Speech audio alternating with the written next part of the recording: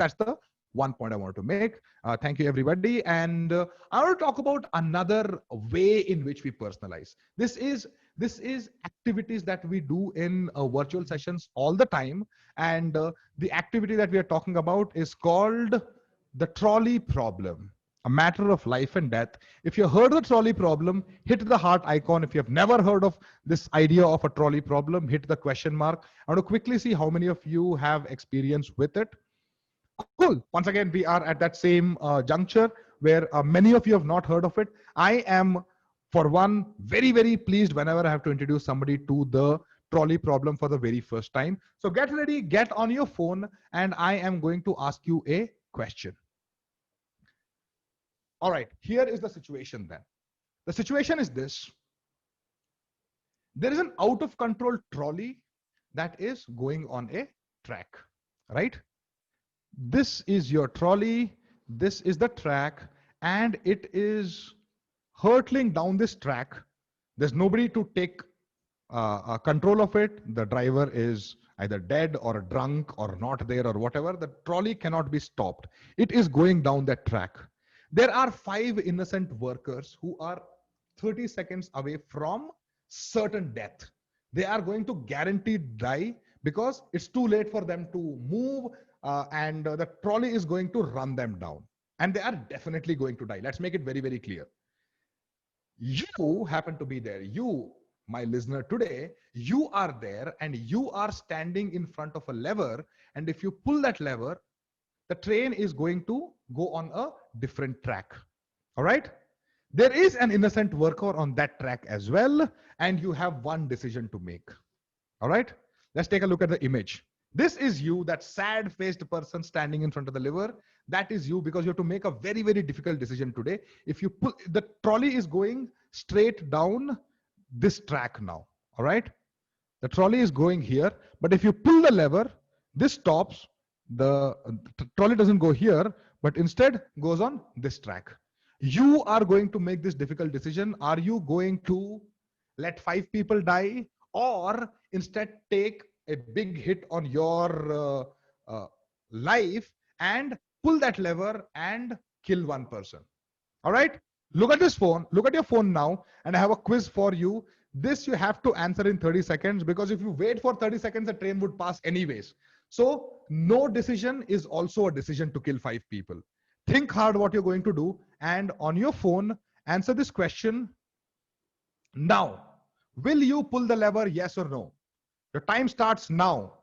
1, 2, 3, 4, 5, 6, 7, 8, 9, 10, 11, 12, 13, 14, 15, 16, 17.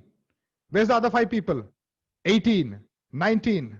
I need 5 more people to be participating in this. 20, 21. And as you can see, the 20 people that have participated have decided that a big percentage of you have decided that you are happy to pull the lever and sacrifice 1 life for the greater good of saving 5 lives. Let me change this question a little more and ask you once more to reimagine the situation where there is no lever, but instead there is a fat guy standing in front of you and you are standing on top of a footbridge. Same situation, the train is coming down, it's going to kill these innocent people. This sad guy once again is you. You have a choice to push this fat person down on the tracks. You push that, first of all, he'll have head injury, and then the train will run over him, guaranteed killing him, but saves 5 people. But if you don't push, 5 people are also guaranteed to die. There's no ambiguity in the problem. Let's see what you're going to do. Look at your phone once more, because I am going to ask you that question once more. Will you push the person? Yes or no? Will you push the person? Yes or no? I've got something strange happening today. A bunch of you who were happy to pull the lever and save the life of 5 people are not willing to save the life of the same 5 people, because now you have to get your hands dirty, literally, because you're pushing a person. You see the moral ambiguity in it? I don't know what it is. There is no right answer to this question, by the way. All right. We have got about 22 votes with 17 of you crystal clear that you will not push. Right? I want you to ask yourself this question. Why? What is the bloody difference between the situation? Either 5 people will die or 1 person will die. You are making the decision. Same choices, same decision, same outcome, and yet you are unwilling to make this decision. Now, if you do an activity like this, what can you do with the facilitation that comes up in a session like this? If you're doing a session about decision making, let us say, right? You can talk for half an hour and say decision making is difficult and all of that. Present to people a problem like this. Let them think a little, let them participate with you. And now, if I tell you decision making is difficult, decision making is fraught with ambiguity, there are moral ambiguities as you're making decisions because you don't understand why you're doing what you're doing. If you think about it, there's no difference between the situations, yet you're doing this. Now, a 5-minute activity like this will make sure everybody in this classroom that you have are going to sit up and notice what you're talking about. And a boring decision making matrix that you're going to create or a formula that you're going to have is going to be much more interesting because people now understand, all right, this guy is talking sense. There is something to this point that he's making. And if I start the discussion and segue into the fact that decision making is difficult, therefore let us understand how to make better decisions. Odds are they will sit up and notice and listen to what you're saying. And this is how you bring engagement, and this is how you bring people to pay attention to you. All right. There is no right answer to this question. If you want more complications of this situation, ask yourself what is the right thing to do for a doctor who has in a room 5 people with organ failures who are guaranteed going to die, and in another room 1 person who has broken his foot and come for a fracture surgery. You could, sacrifice this 1 person, harvest organs from him, and save 5 lives. Isn't saving 5 lives more noble for a doctor than saving 1 life? Why is this situation so abhorrent? Why is this disgusting to even think about? We don't know. Again, if you study more about the topic that you're going to do and use examples like this in your sessions, that is when you make sessions more impactful. Now more than ever, the world is looking at us for creating impact in a world where it's not easy to do. When business meetings are boring, people are working on their phones, socializing on their phones, watching movies on the phone, they're spending on their laptop, they're spending their entire life on phone and laptop. And if you go once again with another boring theory lecture based training, they are not going to like it. Make it more fun and they are going to like you more for it.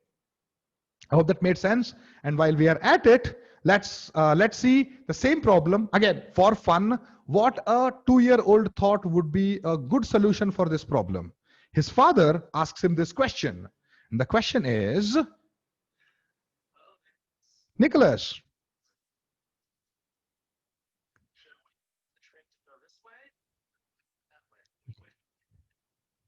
the father asks, should we take the train this side or that side? What should we do? The kid does something that nobody thought of. This way. Oh my God, this is one sadistic kid. And he does not want any witnesses left behind. Once again, this is same situation. You've added a little more fun to it. And what we have now tried to achieve at least is that we were able to take a situation, analyze and evaluate what happened into it. But as you are seeing, I am going at it slowly.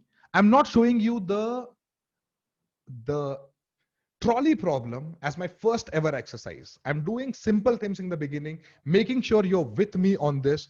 And once you're with me on this journey, when you're willing to participate more, when you're willing to think a little more, when you're even willing to listen to me, is when I ask you questions which will test your analysis skills and your evaluation skills. And therefore, chances are that you will like attending a session that I am doing. This is what you need to transfer onto your participants. Anyway, so this is the application of Bloom's taxonomy, higher order thinking skills, where you are not just making people understand something or remember something or apply a basic theory. You're actually making them think. You're actually making them analyze what is happening. And therefore, they are going to be much more challenged, right?